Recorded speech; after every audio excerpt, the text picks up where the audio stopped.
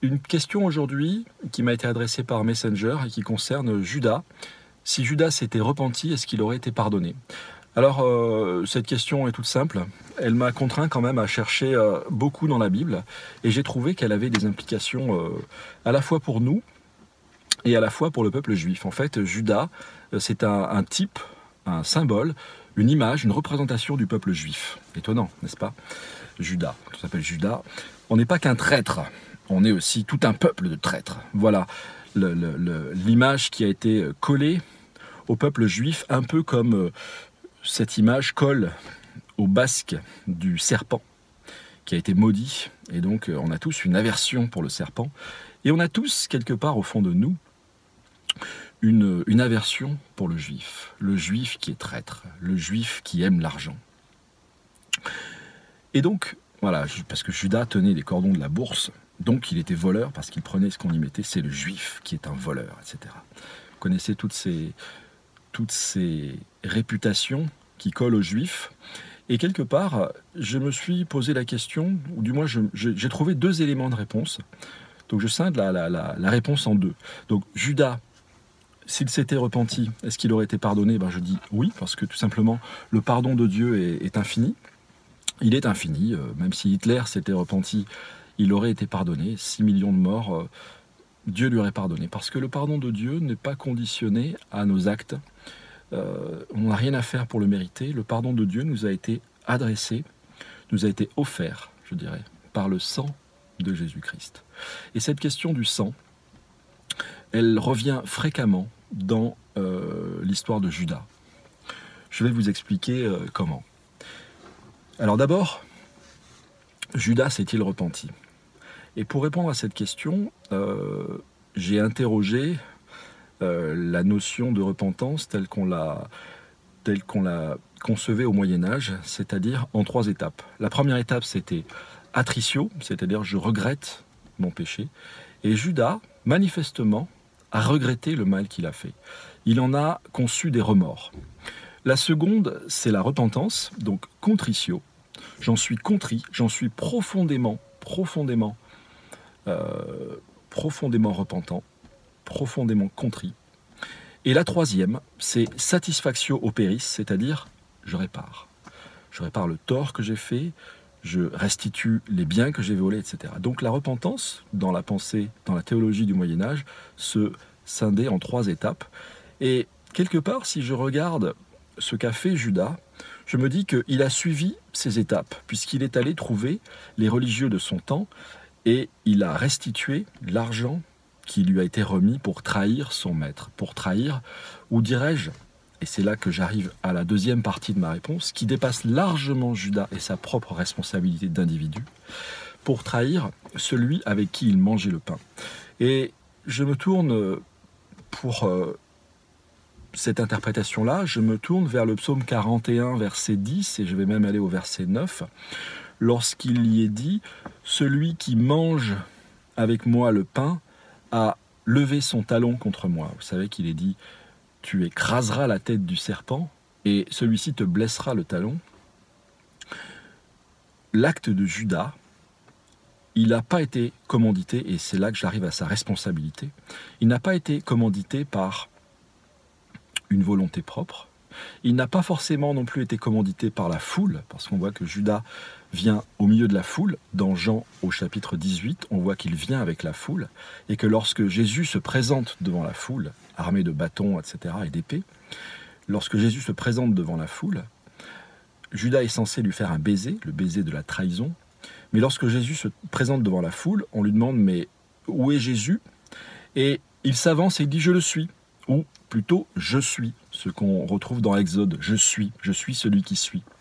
Je le suis, je suis Jésus, je suis. Je suis celui qui est. Je suis Dieu, en quelque sorte. Et là, la foule, les soldats tombent à terre. Et Judas ne semble pas être parmi eux, enfin il est là, mais j'ai l'impression qu'il se cache derrière la foule. Comme chacun de nous, lorsqu'on doit examiner notre propre responsabilité, notre propre péché, afin de se repentir, on est toujours caché derrière de fausses motivations, de faux prétextes. Donc Judas est là dans la foule. Mais qui a commandité cette foule, qui à 2 reprises va faire que Jésus va dire « c'est moi qui le suis, je le suis, Je suis Jésus. Cette foule a été commanditée par les religieux, les dignitaires religieux, c'est-à-dire les scribes, les pharisiens, etc. Mais qui a inspiré ces dignitaires religieux? Qui a inspiré les Juifs? C'est le diable. Et quelque part, au-delà encore de cette responsabilité, qui a designé, qui a conçu, qui avait le dessein de sauver les hommes à travers cet acte de trahison? C'est Dieu. Donc, lorsque je lis le psaume 41, celui qui mange le pain avec moi a levé son talon contre moi, lorsqu'il est dit, lorsque cette prophétie est accomplie, on voit qu'ils sont en train de... C'est la veille de la Pâque, ils vont prendre le souper, et Satan entre dans Judas.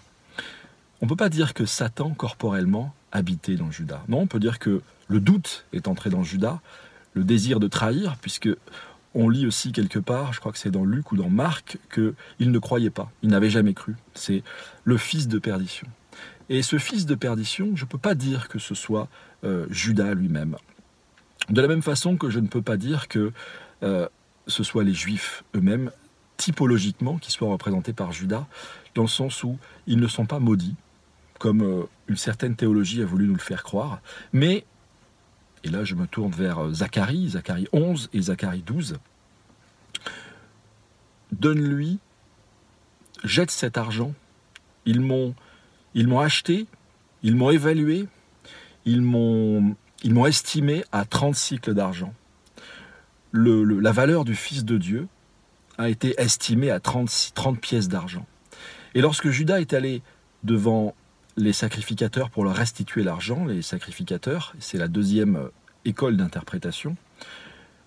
La première fait de Judas l'homme qui a acheté le champ, et c'est dans Actes des Apôtres, chapitre 1, verset 18, je crois. Et la seconde école fait des sacrificateurs eux-mêmes, ceux qui ont acheté, avec ces 30 pièces d'argent, le champ du potier Akeldama, que l'on retrouve dans Zacharie chapitre 11. Zacharie chapitre 11, je dirais que Judas, c'est une image du peuple juif. Une image du peuple juif qui, mystérieusement, a été endurci. Mystérieusement, a été rendu aveugle, a refusé le salut, a refusé le plan de Dieu par Jésus-Christ. Et mystérieusement, a été quelque part écarté de l'histoire pendant une parenthèse, on va dire, qu'on retrouve dans Zacharie chapitre 12. On y lit qu'ils vont tous, Dieu va envoyer sur eux un esprit de grâce et de supplication pour qu'ils se repentent tous. Et quelque part, je me dis, est-ce que Judas n'est pas un pauvre homme dont la responsabilité a été engagée, certes, mais qui s'est retrouvé pris dans le maelstrom de l'histoire? Et moi, je ne peux pas dire que cet homme soit damné. C'est un peu complexe, hein. Je pars un peu dans tous les sens, mais comprenez-moi bien, la responsabilité de l'individu, la responsabilité de l'homme Judas, au milieu de la foule, commandité par les religieux, inspiré par le diable, tout ça porté par le dessein éternel de Dieu qui avait choisi de sauver les hommes par la folie de la croix, le Fils de Dieu qui vient et qui donne son sang. Et là, cette question du sang m'interroge grandement parce que les Juifs disent que son sang retombe sur nous. Et Caïphe, qui était sacrificateur cette année-là, avait quelque part prophétisé en disant « Il vous est avantageux qu'un seul homme meure et que tout le peuple soit sauvé ». Il avait prophétisé que Jésus devait mourir pour le peuple. Et Judas, se trouvant devant les sacrificateurs, leur a dit « Je ne veux pas être chargé du sang innocent. Le sang innocent.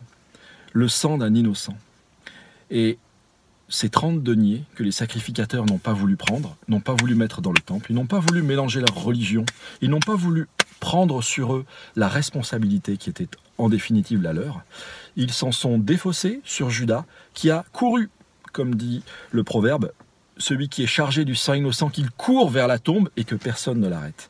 Il était chargé de la malédiction de tout un peuple, Judas. Comme Jésus était chargé de la malédiction de l'humanité, quelque part, Judas s'est retrouvé chargé de la malédiction de tout le peuple hébreu.